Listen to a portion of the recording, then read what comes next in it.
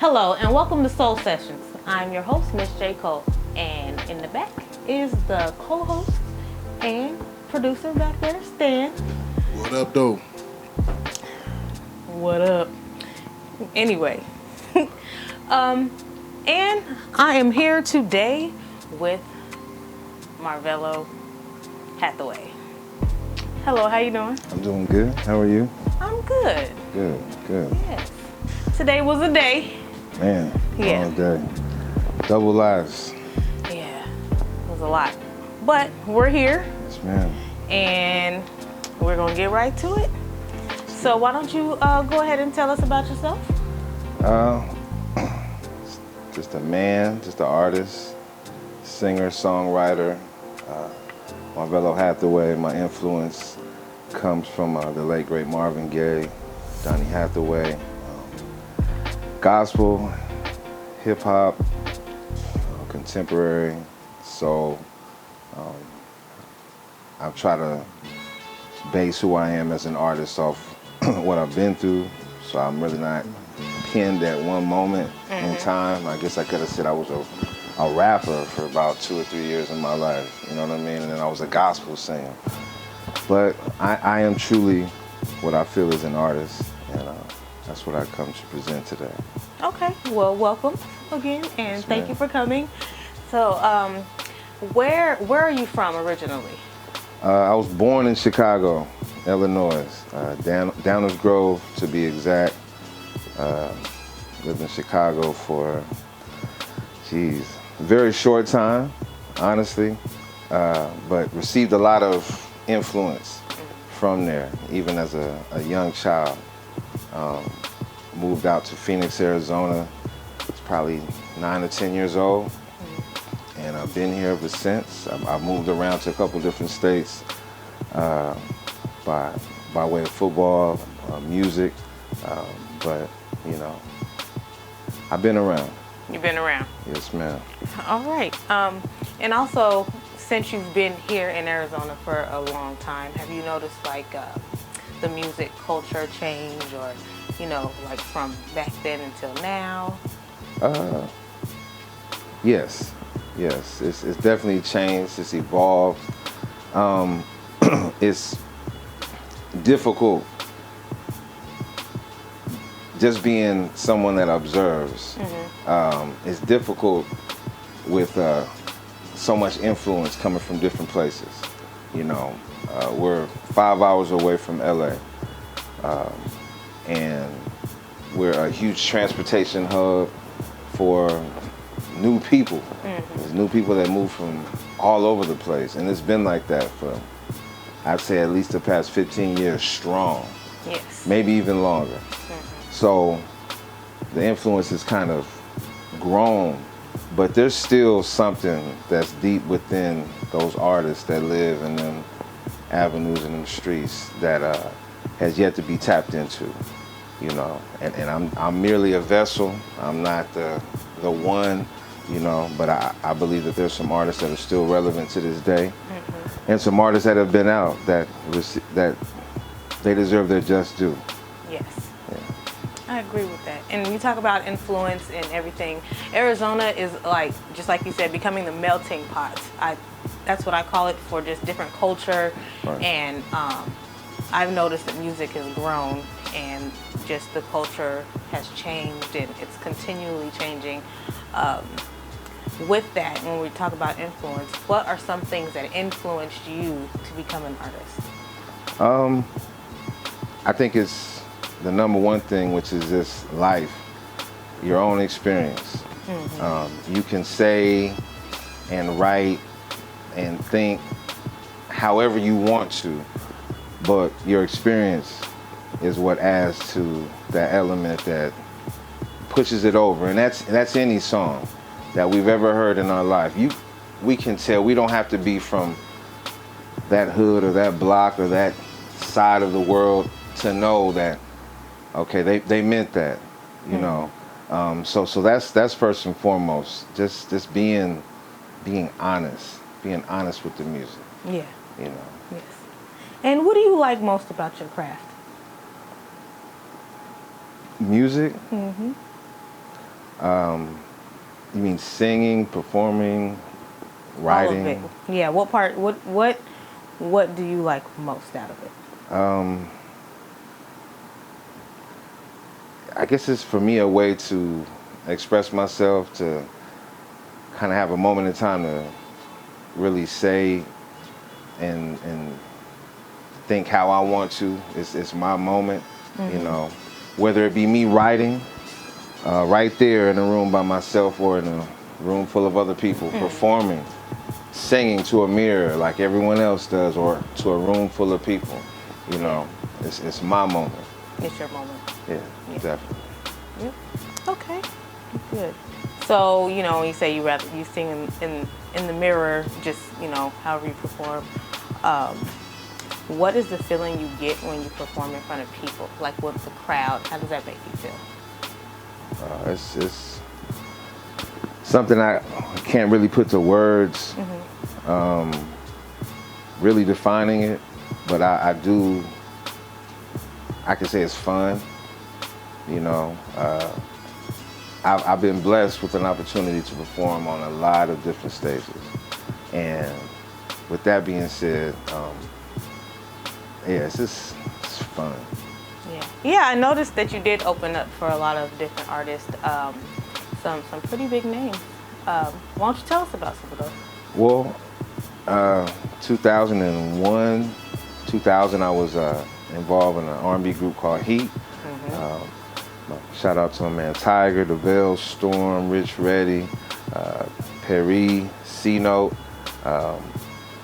We were a collective, and at that time I had gotten really close with Tiger through football, and it's funny, we were literally talking about this yesterday. I was able to sit down with him for just a quick second, and got signed to this group, and immediately had a really good manager, rest in peace, Sean Jordan, who just bet the cow on us, you know. Had a nephew, my man Noni, who had a really big tie into big names that came in through Vegas. And we were that group. So we were that group that if the opening act didn't have, or if the main act didn't have an opening act, we would get called. Okay. And immediately, I remember working at a telesales job, getting called and having to take off. You know, we got a 112, Jagged Edge, LL Cool J, Nelly. These are older names, but these were very relevant at this time. Amory, 3LW, Lil Flip, Bow Wow, The Case, Joe. Wow. During this Def Jam era, you know, awesome. And then just being able to get benefit from events that we went to, non-conventions, the South by Southwest.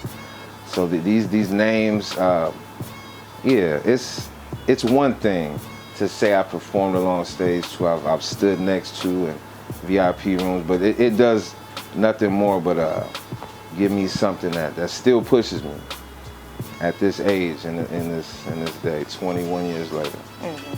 That's incredible. Yeah. Congratulations on all of the things that you've done, you know, from then till now as well. What were some of your favorite performances?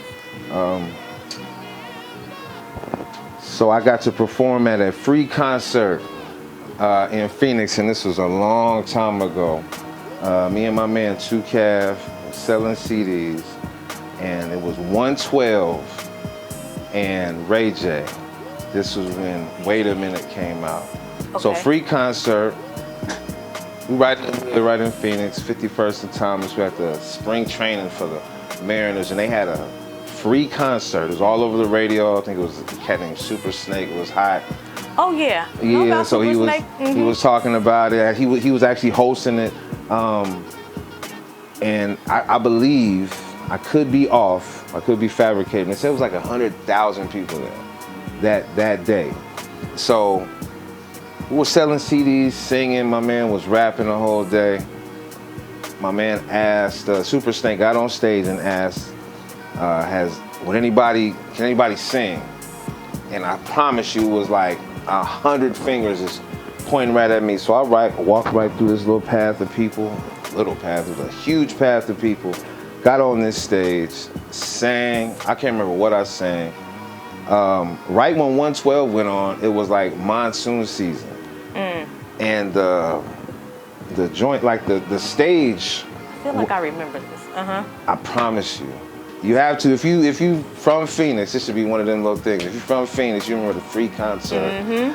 So I sung at that. That was awesome. My second biggest was we opened up for LL Cool J in El Paso, Texas. The reason why, one of the songs that I had helped co-write was called Can't Stop the Feeling, on the first album that he released, or that I was involved with. I remember being in the studio just writing that song, then practicing it, then rehearsing it, then going over it, then doing this radio promo, don't know why I'm meeting all these people. I don't care about that. I want to be on the stage, you know, not knowing whoever these R-Dub. I don't know if you remember this name. He's huge now, but back then we had a personal contact with him, and he kind of told me something. He's like, respect what's going on. So fast forward to this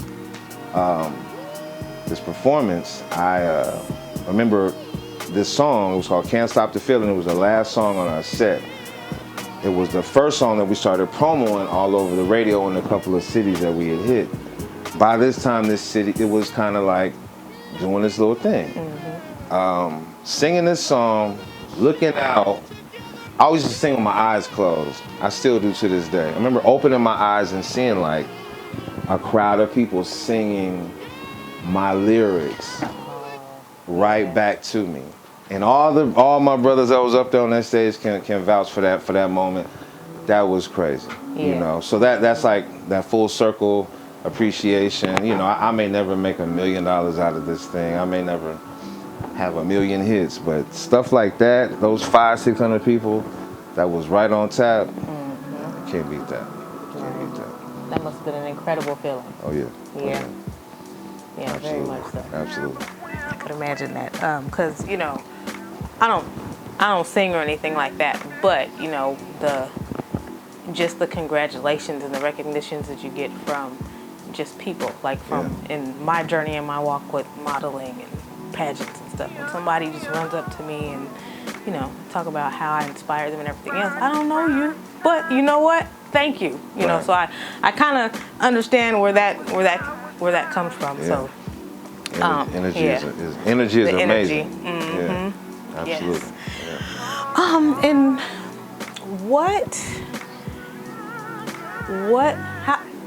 what is your influence? Like, how are you influenced when you write songs? What is your process? I don't know, because there's plenty of people that are probably just like me, but in my experience with artists, they're more or less like sitting down in a studio, got whatever they need around them to do whatever they need to do to get right, to write. Yeah. And it's like, nah, I'm more or less, give me that beat, throw it on my phone, and I'm gonna walk around with it. I'm not gonna write to it. I'm just gonna kind of be to myself, you know, and then when it all finally hits, then it comes. So my influence is more or less whatever I'm seeing throughout my daily, you know, life. And it gives me something to start putting pen to pad. And I'm terrible when it comes to that. I can give you a song really quick, but as far as my influence, it's just life. This interview right now will put something up, you know, a month from now. Yeah. And it's, you know, but that's just how it is. But normally what gives me encouragement is live performance. So I love music from different artists like anyone else, but what I like is their live performance, because I see how they engage. And probably why a lot of my music sounds more like live like it's one trackish, but you know, things like that. As far as the performance-wise Okay. influence. Good, good. All right, so, you know, the title of the show is Soul Sessions. And so what Soul Sessions to me is, and what the show is about, is that moment or your journey in life that takes you to where you are. Or what is it in your life that made you decide, I'm going to do music? Like, what was that journey? What was that moment where you decided, you know, this is something that I want to do? I sung a song at a church, my father's church, to be exact. It's called There's Not a Friend. I cannot remember this song, but that was the first time I had ever performed in front of anyone, other than rehearsing for that song leading up to that musical. There was a whole bunch of, you know, choirs that were there, so we had one particular song. I sung it. I remember opening my eyes. There wasn't a dry eye in the house. Like, everybody up. So, and that was in church. I guess that other LL Cool J performance, but that was actually after I was performing. So yeah, I guess it was just right then, knowing that I had the ability to communicate in a way that should be treasured. You know, this what we do should be treasured. It's not treasured at all, but it should definitely, it should be. Yeah. You know, so the opportunity to do this gives me a lot of a lot of hope. So back then, when it actually happened, yeah, I might have been the best neurosurgeon on the face of this earth. But if I knew about that the day after I sung on that stage, we'd never find that out. Right. Yeah. Right. Yeah. Got it. And I also noticed that you were a contestant for Arizona Idol. Arizona Idol, yes, absolutely. Yes. How was it? Awesome experience. It's you know, it was fun. Once again, I performed on the show 3 times actually. The Arizona Idol for Arizona contestants, and those 3 times that I did audition, I made it to the top 5. I need to Fox 10. I need to, some way, somehow. 3 times. First time, I got second to a young lady that is done her thing. A wonderful artist, Jordan Sparks. Jordan Sparks. Second year, kid by the name of Derek Drake, I think his name was, and then third year. But all 3 of those years, top 5. And then I got one opportunity to audition at American Idol, and then went to Hollywood for that. Yes. That was crazy. That was crazy. Yeah. Yeah. I mean, that show's still on air, so I don't know how they, you know, how they do their thing how now. they do their thing, but I do know how they do their thing. But I will say this. If you can take it in, I feel like there's people that want to sing, and here's the difference. Here's my bottom line. There's people that want to sing, and there's people that want to be in the music business. Going into big venues, deals, endorsements, shows like that, you just got to be ready. If you just want to sing, you go to American Idol, now you have to hope. Now you have to wish and think that things can happen. But if you understand the industry, you know, and you can hold yourself in what goes on these shows, then you can truly push forward. I got sick. I didn't take care of myself that year, and I got it to the second cut, I think. But I made it to Hollywood, and I got to see that opportunity, and Wolfgang Puck handed me a plate. I got to meet Barry Manilow, Rod Stewart, a couple of awesome artist, you know, on the fly, like it was nothing, you know. And then something Birds, a huge vocal coach, and Ricky Minor, hanging out with Simon and Randy and Paula and Cara DioGuardi at that time, and everybody that was Ken Warwick, Nigel Lithgow. These people are around. Like that was a blessing, you know. So awesome, but you know, glad I didn't have that curse yet of getting the opportunity that soon, you know, because that show is something, and the industry is something. But right now, I feel it's definitely time. Definitely time. You feel like it's time? It's definitely. Time. My man Stan will tell you, man. We've been waiting for a long time. It's time. It's time right now. Right now. Is that right, Stan? Oh yeah, it's been a minute. It's definitely time. Definitely time. And pretty soon it's going to be time for you to sing for us. Are you ready to do that? Let's do it. All right. But before we move into that, what else do you have going on? You got anything coming out or? So I'm just in a conception stage, incubation, music. There's a couple portions of my life that I'm excited to talk about. That would give reason to why someone that's had all these opportunities has waited so long, you know, other than just life happening and not being that time. Right. But this is just my little thing. So, and then content, Marvelo Hathaway. I think Marvelo Hathaway Music on Instagram. I'm just doing my Tuesday flow where I'll take a song and kind of, you know, do that a cappella. So right now, this real slow, but by the time this is moving,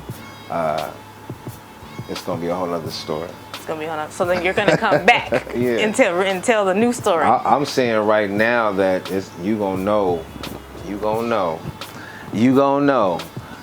by the time this is going on. It's time now.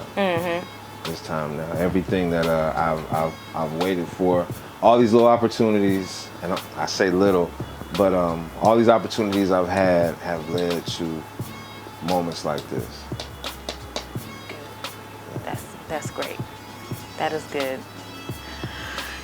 Also, and if anybody wants to find you, where can we find you? Facebook.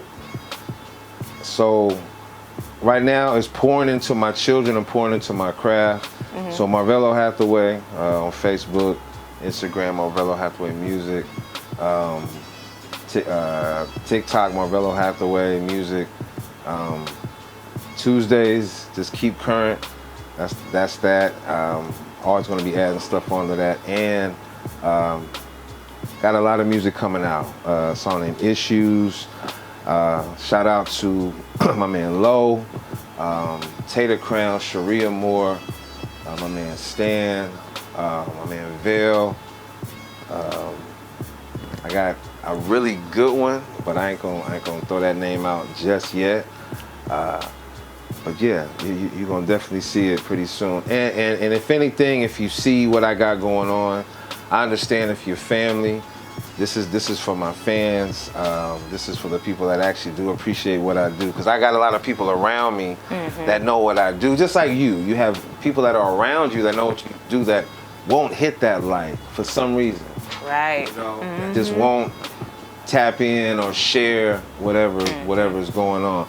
I'll tell my family and my fans, you know, just give chase to what you hear and let that do what it do. Because I got some music for your mind. Definitely. Okay. Let it do what it do. And Marvelo Hathaway. Remember that name. Remember it. It's out there. So what we're going to be doing next, the next thing that you will hear is Marvelo. Marvelo, what song you singing for us today? So we got oldie but goodie. A lot of people haven't heard, a lot of people have. It's called Perfect Timing. Shot this with my man Low, recorded it with my man 2Cav, revamping it with my man Stan. It's called Perfect Timing, featuring 2Cav. You heard it right here, Perfect Timing featuring 2Kev, and that's coming to you next. Thank you so much for hanging with us today. Absolutely. Can't wait to hear you. Yes, thank you. We'll Peace be and there. blessings.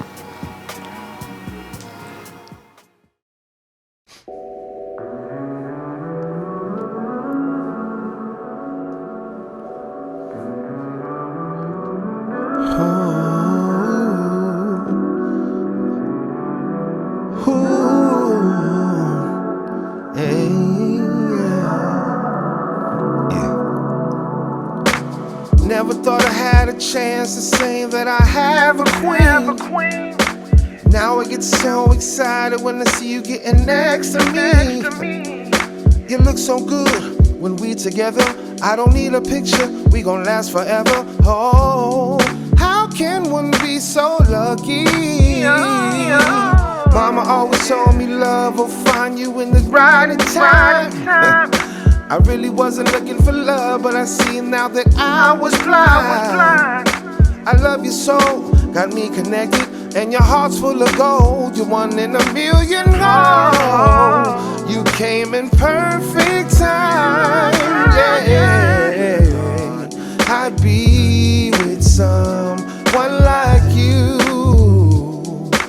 Oh, oh, oh. With me, you came to me in perfect timing. Oh, oh, oh. I never thought I'd be with someone like you. Yeah, yeah, yeah. Oh, oh, oh, oh, oh, yeah. Yeah, check it.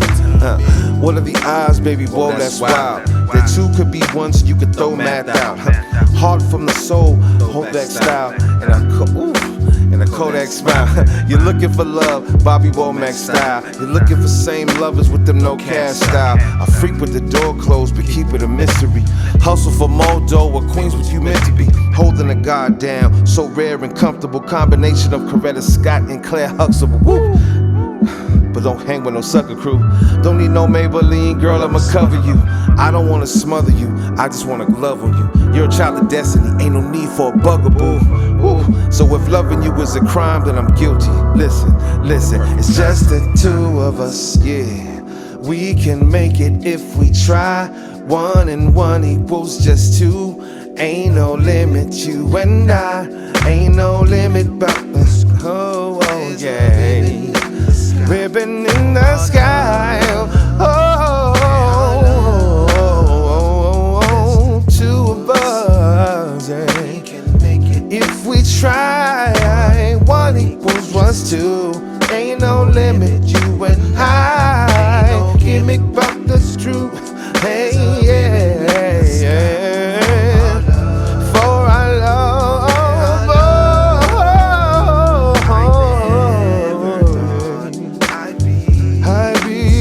Someone don't wanna be with nobody else but you. Now you, yeah, yeah, came to be in perfect timing. Oh, yeah, oh, yeah, I be, oh, yeah, oh, oh. Hey, with me in perfect timing. Oh, oh, oh, oh, oh, came in perfect time. Oh, that's how we do it. Oh, yeah, you will see we made in perfect time.